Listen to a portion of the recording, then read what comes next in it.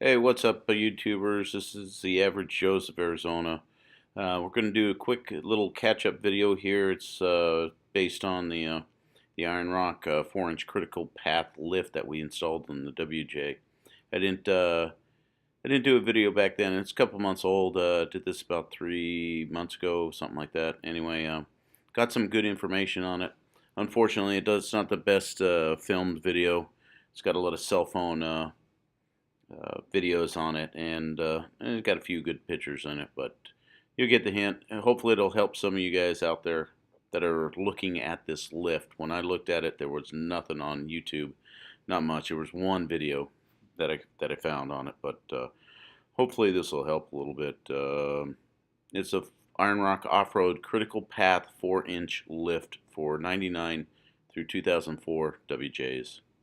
But as you see here, what I got is just some pictures of the WJ when we first got it. It had a budget boost 2-inch lift on it. Took it out to a yard next to mine and just kind of put it in areas and tried to get some views on what the before and after the articulation on the lift would do. And this is basically a stock lift with 2-inch rubber packs that went on top of the springs. They took the isolators out and put these rubber packs in. So it was a 2-inch budget boost is what everybody refers to them as. It was okay for just looks. As you can see, performance-wise, it was really bad. I mean, I've got the rear passenger wheel completely off the ground. It's at the point there where it was, a little bit more and it'd start to lose traction. So, not the most capable lift in the world for four-wheeling. Um, these are stock wheels from Jeep, 17-inch wheels, and pretty much stock size tires on these right now. So as you'll see later in the lift, this will be a two-part video. This first part is mostly the install, some of the items that I ran up against with the Iron Rock lift during the install and stuff. And the second part will be showing what the lift actually did. Here's like before pictures. I believe that was 33 inches at the wheel well, 16 inches, just a little under 18 inches of clearance on the stock lift. Another 15 in the front there. This is the Iron Rock Off-Road lift that I ordered. It comes in 4 packages. Shipped out, I want to say it took about 3-4 days to get to me. Here it's opened up, and you see it's new spring packs, new springs, not packs. The 2 black square is the relocation for the the A arms on it. It's got pretty much everything you need. Pretty good kit altogether. They do add a JKS quick disconnect for the front sway bar, which I liked. Make it nice. I ordered the kit with the basic shocks, not the added shocks, and they're doing fine. Now this is a little out of sequence. This is about a week later. When I took off the rear, the A arm, it was all stock. It was terrible. You'll see it later in the video. So I went back to Iron Rock, and this does not come with the lift. This was additional. It was $300 additional. Now you'll see the old A arm here. Instructions on the lift. I had a bit of a problem with it. I mean, they give you 3 or 4 pages of that. They cut it into sections, and they basically, one sentence put, part ABC onto XYZ.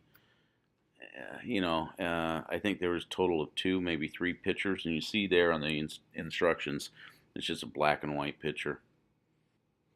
And what I got going here is I got the caster camber adjustment that they sent me.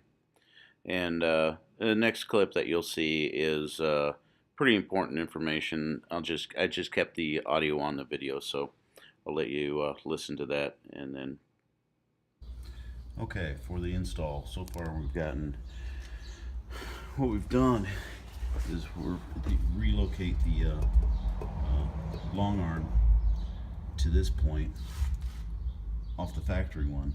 It'll come back here, and they've got a plate, the plate that goes next to the frame, and this spacer brick goes through, and you use the bolts, the existing bolts and some new bolts to bolt it up. So basically do this, you put a jack under the cross member here, you loosen the OEM bolts, let that drop, and you slide this in. Take these bolts, put them back in, put the new bolts in, tighten them down. Now, what we ran into, that worked out good. It was kind of lining the holes and stuff like that was a pain in the butt. So we did that, and then on the other side, what we ran into, and a problem we gotta fix. All right, so we got this side in as well, but when we dropped that, and if the gap is not too much, you can loosen the opposite side to give it a more of a droop to get that block in. So we basically got this in here, but what happened is when we dropped it, it shifted forward. So the holes were hard to align. I put that little come along strap on there, kind of pulled it back a little bit. But mine has, and I don't know if it's standard at all, has this little skid plate, comes up, and when we drop, this would not drop enough until I took out these bolts. Once I took those out, then it dropped, still shifted forward. We got these bolts in, finally got these bolts in, but as you can see, there's a gap, and this is kind of on an angle. I was able to get this back bolt in. I thought I'd line it up, but this one is still misaligned.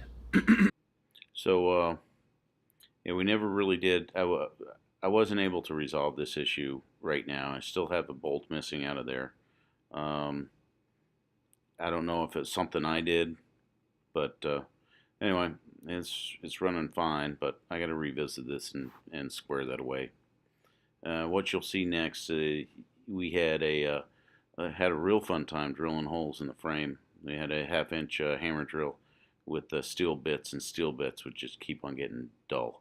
It was a pain in the butt. I mean, we had to drill 4 on each side, I believe it was, and it was just a pain. But here's a shot of just the springs, the new spring, the kit spring with the OEM 4-inch difference.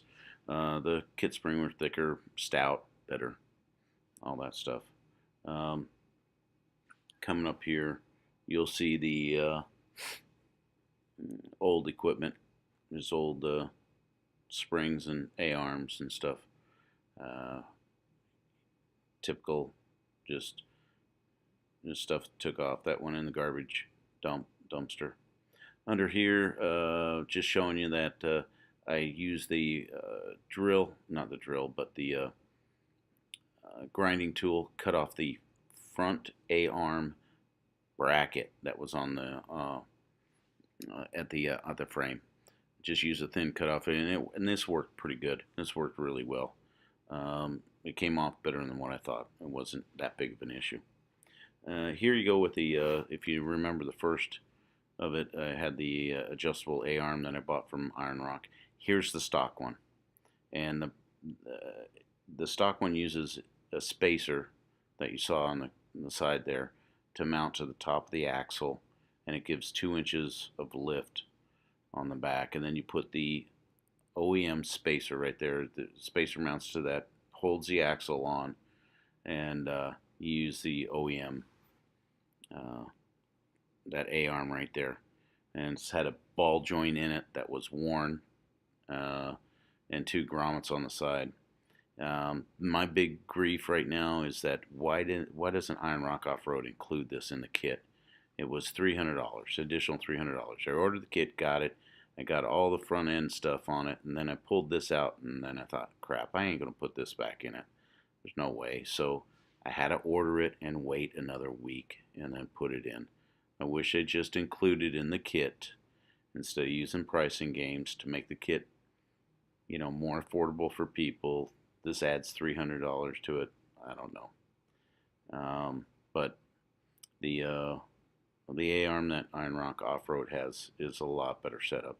And you don't use that spacer in the back with the A-arm, the adjustable A-arm from Iron Rock Off-Road. It just bolts right up to it. It's a much, much better setup than the factory. I just wish they'd just tell you out front, hey, we got the adjustable A-arm too, are included in the kit. That's my biggest grief with them. Overall, the kit wasn't too bad to install. Like I said, this will be a two-part video. This will be part one, of course, and get back and get part two done. Get you some measurements and maybe get out and show the articulation of the kit. But as you can see there in the last little part of the video, that's where the spacer mounted. Anyway, hope this is helping. I'll get the part number 2 done here shortly and get it out. Till then, thanks for watching, and if you like what you see, if it helps you out, subscribe. Thanks.